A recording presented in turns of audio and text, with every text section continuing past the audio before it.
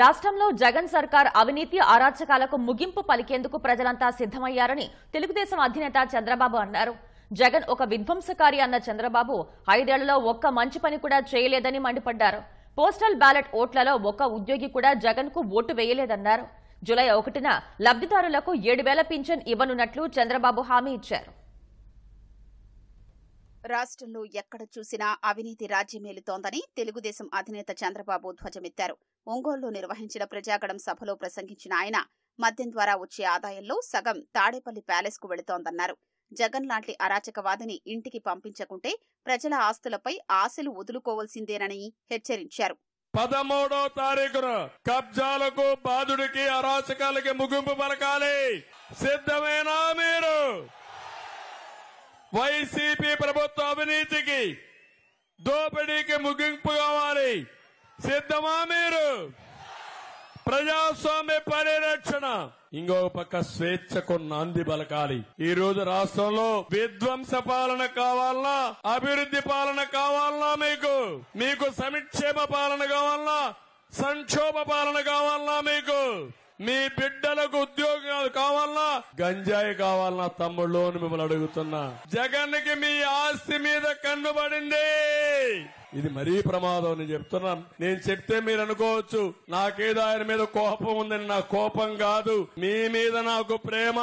Land titling act నేను అడుగుతున్నా. ఇది ల్యాండ్ టైటిలింగ్ కాదు, జగన్ ల్యాండ్ గ్రాబింగ్ యాక్ట్. ఇది మీ భూమి అంతా తీసుకుంటాడంట, మీకు జిరాక్స్ కాపీ ఇస్తాడంట. జగన్మోహన్ రెడ్డి కంప్యూటర్ లో మీ జాతకాలు ఉంటాయి. ఆయన ఏది రాస్తే అదే ఫైనల్. మీరేదైనా అమ్మాలంటే ఈ జలగ పర్మిషన్ అవసరం. ఇంతవరకు ఉందా అమ్మేదానికి? ఎవరిన పర్మిషన్ కావాలన్నా మీకు? మే 13న జరిగే పోలింగ్ ప్రజల కోసం, రాష్ట్రం భవిష్యత్తు కోసమని చంద్రబాబు అన్నారు. అందుకే ఎన్నడూ లేనంత విధంగా ఉద్యోగులు బ్యాలెట్ ఓటింగ్ లో పాల్గొన్నారన్నారు. కూటమి ప్రభుత్వం వచ్చాక వారిని అన్ని విధాలుగా ఆదుకుంటారని హామీ ఇచ్చారు. ఇక్కడ ఉద్యోగస్తులు కూడా ఉన్నారు. అందరికి హామీ ఇస్తున్నా. మీరు చూపించిన చొరవ చూశామన్నా, గుద్దుడు పోస్టల్ బ్యాలెట్ అది చూసిన తర్వాత నాకు అనిపించింది అధికారులు కొంతమంది ఇవ్వకపోతే డిమాండ్ చేశారు. ఇంకో పక్క క్యూలో నిలబడుకున్నారు. నా జీవితంలో ఎప్పుడు చూడలా 85% 90% ఓట్లు వేసే పరిస్థితికి వచ్చారంటే ఇది ఒక చరిత్ర. ఉద్యోగస్తులు చరిత్ర తిరగ రాస్తున్నారు. పోలీసులు కూడా ఇందులో భాగం. చాలా మంది వచ్చిన చెప్తున్నారు, నా చెవులో చెప్తున్నారు, సార్ మేమందరం మీకే ఓట్లు వేసాం, గుద్దుడు సార్ అని. అది విన్నప్పుడు నాకు కూడా చాలా సంతోషం కలిగింది. నాకు కూడా బాధ్యత పెరిగింది. మీ జీతాలు నెలవారీగా రావడం లేదు.